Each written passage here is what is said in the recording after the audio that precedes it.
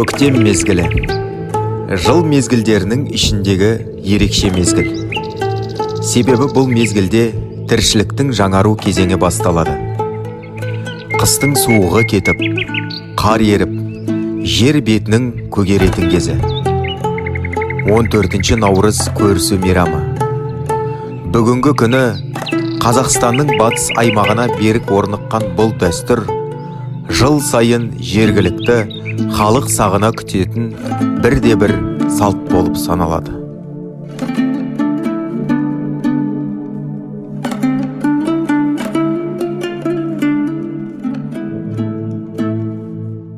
Көрісу күнінде халық қыстан аман-есен шыққанына қуанып, бір-бірімен қол алысады.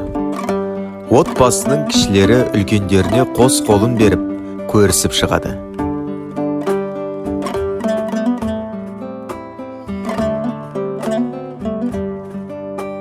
Бір-біріне бір жасыңмен дейді. Ол есеуіңмен, осы жылға аман-есен жетуіңмен дегенді білдіреді. Сондай-ақ жасы үлкендерге ізет көрсетіп, ілтипат білдіретін дәстүрлі көрініс.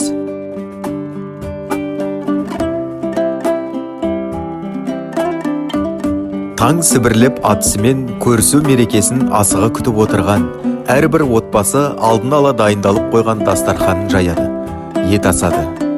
Қазанда бұрқырап пісіп жатқан бауырсақтың иісі көрісу күннің белгісі іспеті.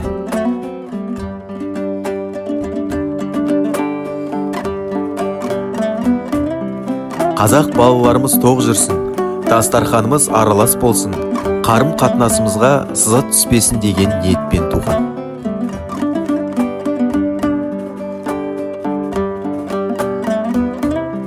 Көрісу күні пенденің аузы аққа, мал аузы көкке тиіп, адам адаммен жыл-жылымен көрісіп, бір-біріне тілектерін айтатын күн.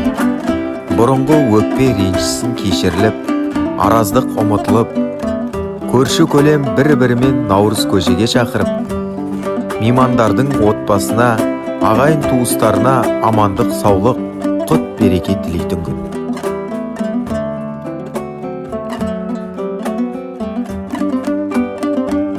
Көрісу тек адамдардың бір-біріне амандасып, жақсылық тілейтін қауышу мерекесі ғана емес.